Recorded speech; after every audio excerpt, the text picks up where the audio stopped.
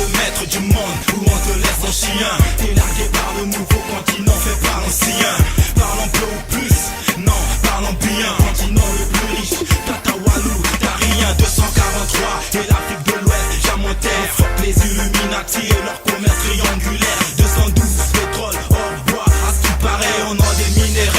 La climatique te pousse à l'arrêt. 241, uranium, fer et manganèse. 212, phosphate, sous le sol de Marrakech. Jamais 221, Team Sonic et Nangadef. Pauvre en ressources naturelles, mais on garde la pêche. 233, 234, 237 par en chiffres. 13 milliards en produit du cacao, tu produis des chiffres. 225, les Ivoiriens face à la jet set. Chers téléspectateurs, bienvenue à vous. Au devant de vos petits écrans, nous avons encore ce réel plaisir de vous recevoir en ce jour. Et nous avons notre invité de coutume qui n'est plus à présenter, Ngunza Lubola. En ce jour, nous avons une question à traiter. La question sur Dieu, à savoir Dieu, qui est-il? Existe-t-il réellement? Réponse à cette question juste après ce petit élément que je vous invite à suivre. Que la question de l'existence de Dieu n'a absolument aucune réponse. Il ne s'agit pas d'une affaire de savoir, mais d'une affaire de foi. Donc la question « à quoi sert Dieu ?» doit s'entendre par « à quoi sert de croire en Dieu ?» Or, si depuis qu'il y a des hommes, il y a des dieux, c'est peut-être pour une bonne raison. T'es dans le désert. Oh! Depuis trop longtemps. Y a quelqu'un là? Eh oui, marcher seul dans le désert, c'est notre condition. Nous sommes jetés sur Terre, grains de poussière dans l'univers, condamnés à retourner à la poussière. Face à cela, l'existence d'un au-delà peut donner du sens à nos vies et rendre l'angoisse de la mort un peu plus douce. Moi je veux le voir, c'est un rendez-vous que je veux. Car je n'ai jamais rencontré Dieu. Mais la foi ne sert pas qu'à adoucir la perspective de la mort. Elle nous aide à vivre. Elle peut être un principe qui nous aide à conduire nos existences. Dieu me donnait la foi, brûle au fond de moi. J'ai dans le cœur cette force qui guide mes pas. Oui, mais prier est une chose, être exaucé en est une autre. Et l'expérience de Dieu, c'est quand même surtout celle de son silence radical. Comment un Dieu tout-puissant peut-il regarder les horreurs du monde sans rien dire ni faire? Moi, si j'étais le bon Dieu, je crois que j'aurais des remords. Et à force de pas l'entendre, eh ben nous on sait plus vraiment qui il est. Catholique, protestant, musulman, juif? Et si Dieu était juif, ça t'inquiéterait, petite? Alors pour trancher ce débat, les hommes sont prêts à se battre, à s'entretuer, à commettre les pires atrocités. Et si ça se trouve pour rien en plus. Tant d'angélus, hymne qui résonne. Et si en plus, il n'y a personne. Bref, quand on voit le mal qu'on est capable de commettre et de faire commettre en son nom, on a parfois envie d'en finir avec Dieu. Cette parole d'évangile qui fait plier les imbéciles, je la revendique et vous souhaite ni Dieu, ni maître. En fait, la foi ne sert à rien en soi. Elle peut conduire au meilleur comme au pire selon les gens qui la guident et la pratiquent. Parce que Dieu, s'il existe, ne nous a pas fait à son image. Nous ne sommes pas tout-puissants, nous ne sommes pas éternels, nous ne sommes pas parfaits, et nous ne sommes pas toujours bons. Mais nous avons un avantage sur Dieu, c'est que sans nous, sans notre foi, il n'existe pas. En cela, nous sommes tout-puissants sur Dieu. Et ça, c'est pas tout à fait rien. Ensemble, nous venons de suivre ce court extrait. Et de là, à vous, de vous à nous, de nous poser la question de savoir, est-ce que Dieu existe-t-il réellement? Et si réellement il existerait, où alors serait placée son adresse? Où serait située la véritable maison de Dieu? À cette question, j'aimerais que Ngunza puisse répondre à cette préoccupation que nous sommes plusieurs à nous poser cette question. Merci Madame Adassa, merci les téléspectateurs. Dieu existe bel et bien, mais le problème c'est d'imaginer sa grandeur. Le problème c'est de le situer le problème, c'est aussi chercher à connaître son nom. Et face à cette perplexité, certains individus estiment mieux nier l'existence de Dieu. Mais je ne crois pas que ce soit la solution, ce serait plutôt une fuite en avant, parce que il va de soi que l'homme doit trouver des solutions, ou plutôt des réponses aux questions qu'il se pose. Et refuser de rechercher des solutions ou de trouver des réponses aux questions qu'on se pose, ça devient une fuite. Alors là, ça ne résout pas le problème. Tout à fait. Et donc, le problème de l'existence de Dieu est très facile à résoudre, d'autant plus que il est facile de lire Dieu à travers tout ce qui existe indépendamment de la volonté de l'homme. Tout ce qui existe dans la nature est intelligemment organisé et intelligemment structuré. Et donc, cela nous amène à comprendre qu'il y a une existence supérieure qui doit être l'auteur de toutes ces choses. Alors, maintenant que nous découvrons l'existence de Dieu, grâce à l'organisation, à l'harmonie même de la nature, l'homme résout en quelque sorte son problème. Il trouve la réponse à sa question parce que il est inconcevable de penser qu'il existe une intelligence qui sort dans le néant, ex nihilo. À partir du moment où il y a une intelligence qui crée les planètes, qui crée la Terre, qui amène l'harmonie de la Terre, qui organise tout, tout est savamment organisé, et bien donc il y a cette intelligence-là qu'on appelle Dieu. Il faut comprendre les choses telles quelles. Maintenant le problème c'est la religion.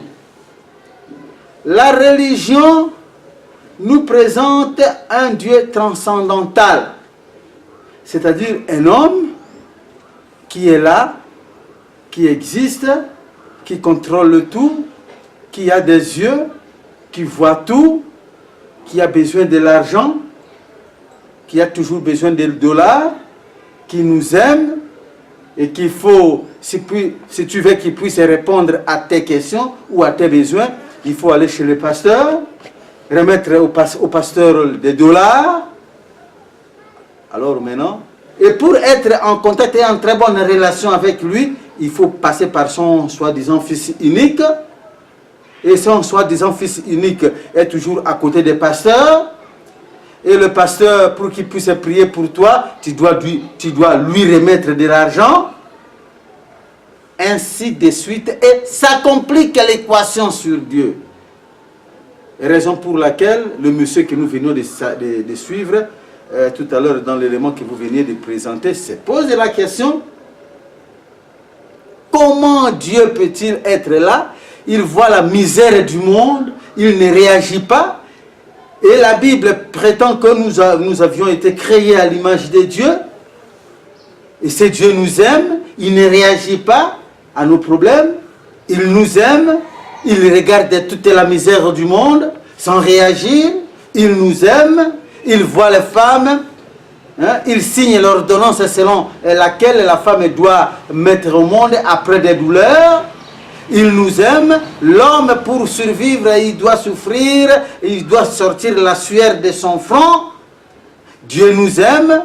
Il accepte la mort même des enfants innocents qui n'ont rien commis de mal. Dieu nous aime. Il a préparé un enfer de feu dans lequel il va garder les méchants. Et Dieu nous aime.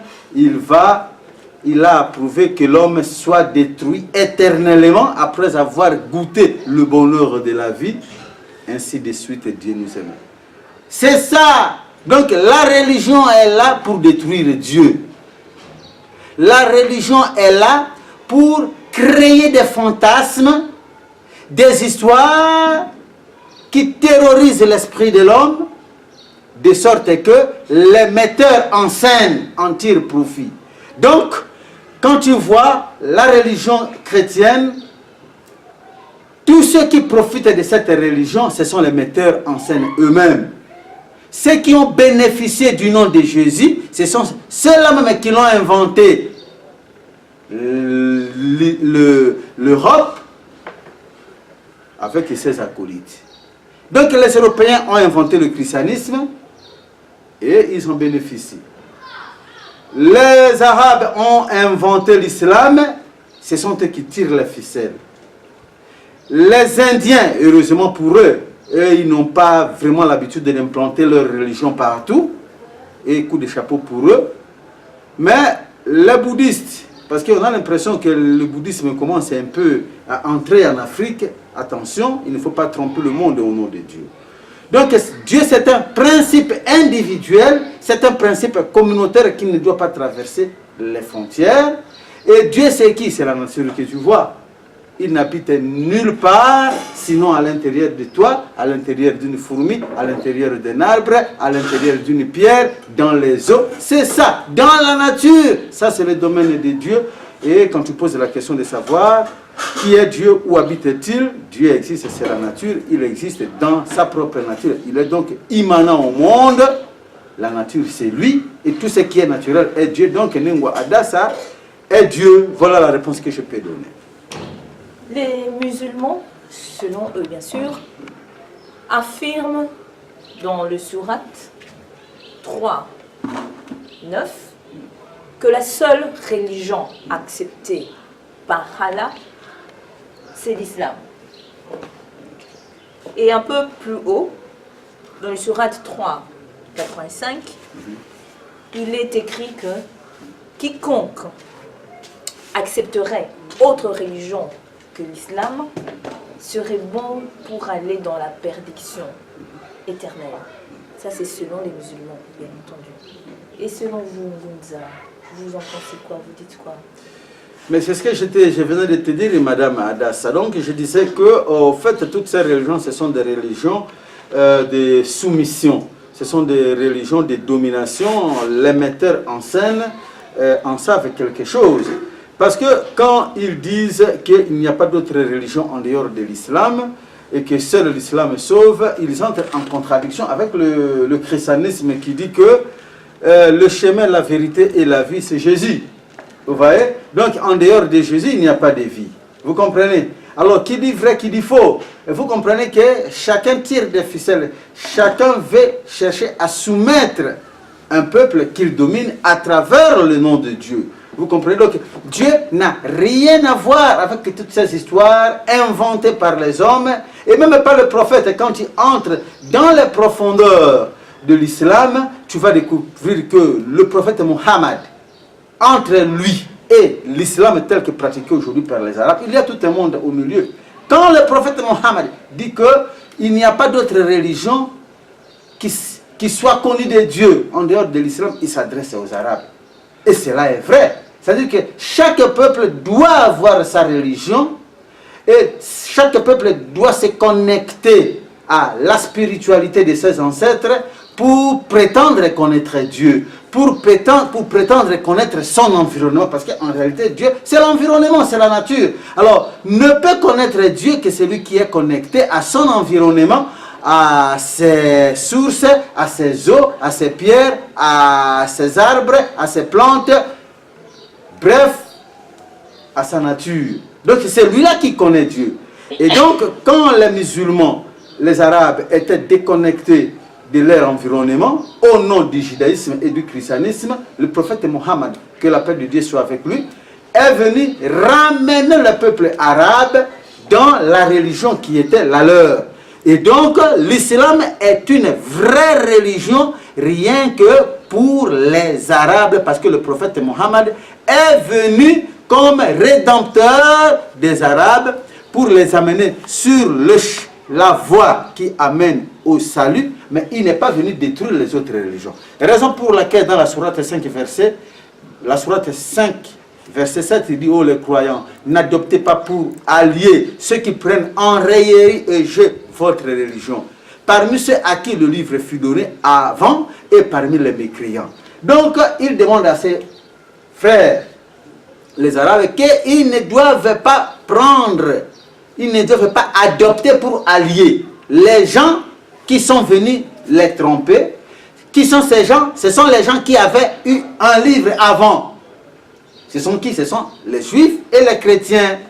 Et donc, tous ceux qui adoptent les juifs et les chrétiens comme co-religionnaires, eh bien ces gens-là, qu'on appelle naturellement les mécréants, ils ne seront pas reconnus par Allah, qui est un Dieu des Arabes. Voyez-vous? Donc il n'est pas venu détruire les autres religions. Il est au contraire venu confirmer les autres religions et les autres livres, mais il est venu pour ramener ses frères dans la vraie religion, la religion qu'Allah leur envoie. Aussi dira-t-il dans la sourate 3, verset 64. Allah a très certainement fait une faveur aux croyants lorsqu'il a envoyé chez eux un messager parmi eux-mêmes. Il s'adresse ici aux Arabes. Il dit que Allah vous a fait faveur parce qu'il vous a envoyé un messager parmi vous-mêmes qui leur récite ces versets, qui les purifie et ainsi de suite. Donc, parce qu'auparavant, ils étaient dans un égarement évident. Quand ils étaient dans le christianisme, ils étaient dans un égarement. Voilà pourquoi Allah leur envoie un messager parmi eux-mêmes. Eux-mêmes ici, ce sont les Arabes. Donc, chaque peuple a sa religion. Et donc, le prophète Mohammed, que la paix de Dieu soit avec lui, est dans la vraie religion, parce qu'il a amené les Arabes dans la religion de leur propre coutume. Voilà pourquoi l'islam est une vraie religion pour les Arabes, mais c'est une fausse religion pour le reste du monde.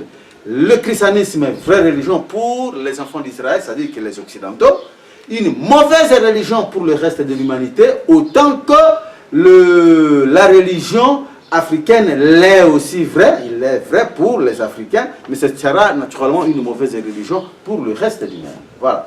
Ok. Partons du principe que chaque race aurait sa religion.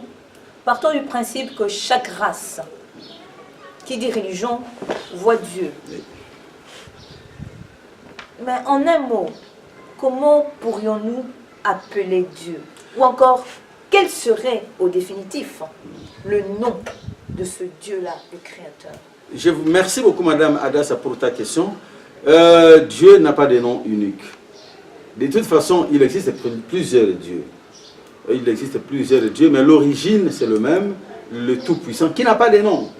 Et c'est ainsi que dans la religion chrétienne, on l'appelle le Très-Haut. En fait, ce n'est pas un nom, ce n'est qu'un qualificatif. Ça, c'est l'origine de toutes choses. Mais il y a des esprits pour chaque peuple.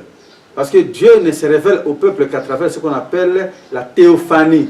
Dieu étant immanent au monde, étant infini, il ne peut pas se présenter à l'homme. Donc ton cerveau n'est pas capable même de conceptualiser Dieu.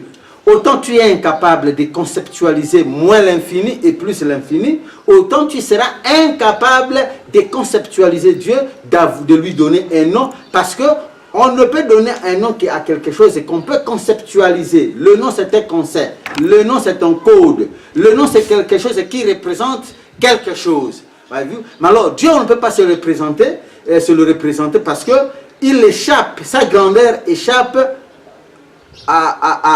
aux limites du cerveau. Et donc, ce que nous pouvons nommer, c'est la théophanie de Dieu. C'est la façon dont Dieu s'est présenté à l'homme d'une façon infinie. Lui étant infini, il se présente à l'homme dans les limites du fini. C'est ainsi que les Arabes l'appelleront Allah, ce qui est vrai. Les Occidentaux l'appelleront Yahweh, cela est vrai. Les Chinois, les Orientaux l'appelleront Iswara. Ce n'est qu'une théophanie. Et nous, on l'appellera Nzakomba, ou Mungu wa Mapendo, ou Zambian Pungutulend, autant de noms, Nzapa Wangi Longa, Mawe Janangila Vidimukuluwa Bankambwa, ou que sais-je encore, Onya Shongo. Voilà autant de noms. Donc, ce ne sont que des théophanies. Si on l'appelle Oigna Shongo, c'est parce que chez les Batétés, là, la théophanie a eu ces noms-là. Si on l'appelle Yahweh, c'est parce que dans la théophanie de Moïse, quand il l'a rencontré dans une flamme de feu, il lui a dit, appelez-moi Ehie Asher Ehie, ce qui signifie, je suis celui qui suis, ou Yahweh. Voilà, c'est là qu'une théophanie, ça n'a rien à voir avec le Tout-Puissant. Donc, il n'a pas de nom unique, il a plusieurs noms, parce que le Tout-Puissant, dans sa grandeur, dans sa dimension illimitée, il ne peut pas avoir de nom. Il n'a des noms que dans les théophanies. Voilà. Gunzalo Bola, nous vous remercions pour votre participation de ce jour. Avant de clôturer, chers téléspectateurs, nous avons encore une petite préoccupation. Oui. C'est vrai que sur ce plateau, nous avons pu discuter de la question qui a trait à Dieu. Mais nous aimerions vous poser une toute petite question. Pourriez-vous nous expliquer pourquoi est-ce que dans la religion africaine, un Bantou ou un Africain, vous ne pouvez pas accepter pour un Africain qu'il puisse avoir un prénom européen du genre Cédric, Aline, Alice, Karine et consorts. Pourquoi est-ce que vous tenez absolument à avoir plus des noms qui sont plus, qui reflètent plus l'Africain? Pourquoi? Est-ce un mal d'avoir un nom européen pour un Africain? Absolument, c'est la mort, tu meurs. Tu meurs, tu tues ton être intérieur. Quand tu as un nom qui n'est pas ton nom, tu te tues, tu meurs, tu sors de l'éternité. Parce qu'au fait, le nom, c'est un esprit. Le nom, c'est soi-même. Il faudra que ton nom soit là, dans l'univers, pour que toi-même tu sois là. Le nom, c'est un code de ce que tu es.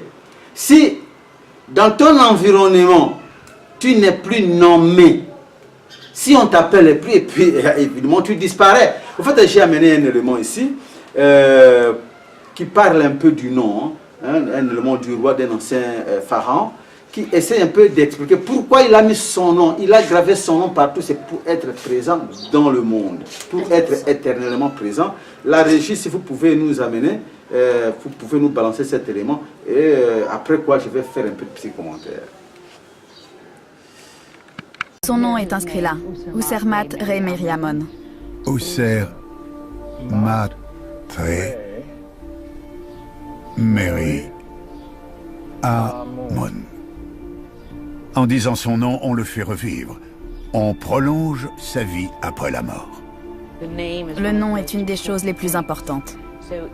Quand votre nom est écrit quelque part et que les gens le prononcent, chaque fois que quelqu'un dit Ramsès III, cela alimente son cas et son existence. Et c'est une des raisons pour lesquelles il l'a fait graver profondément. Comme personne ne pourra jamais l'effacer, on se souviendra de lui et il vivra éternellement. Beaucoup, madame, et tu viens de voir le pharaon Ramsès qui a gravé son nom un peu partout pour qu'il soit présent. C'est un code, c'est lui-même. Quand on t'appelle pas, tu ne vibres plus dans la nature. Tu disparais avec la nature. Donc le nom, c'est ton esprit. On doit toujours avoir besoin de ton nom. On doit toujours t'appeler pour que tu sois présent.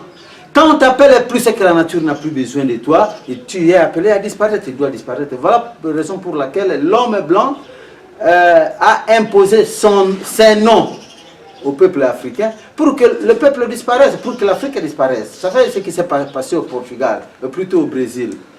On a tenté, non seulement au Brésil, partout là où on a amené les esclaves, on a effacé le nom des Africains pour que ce peuple disparaisse.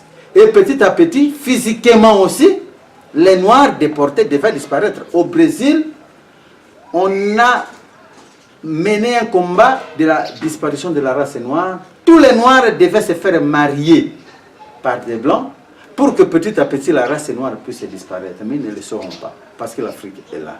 Vous comprenez? Alors on devait aussi donner des noms des Européens à tous ces Noirs pour que l'esprit même africain puisse disparaître dans ce monde-là.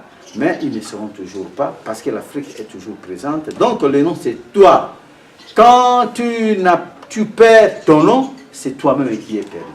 Voilà, madame. Et nous reviendrons, on va essayer un peu d'expliquer beaucoup plus clairement ce que c'est un nom, comment l'homme vibre avec son nom, comment le nom te lie avec ton espace spirituel invisible, comment ton nom te lie avec tes arbres, avec tes eaux, avec tes pierres, avec tes ancêtres, comment ton nom te lie avec ton Dieu. Ça fera certainement l'objet de la prochaine émission et c'est moi qui vous remercie, madame. Sur cette jolie note, nous nous quittons pour prendre rendez-vous au prochain numéro. Bye bye.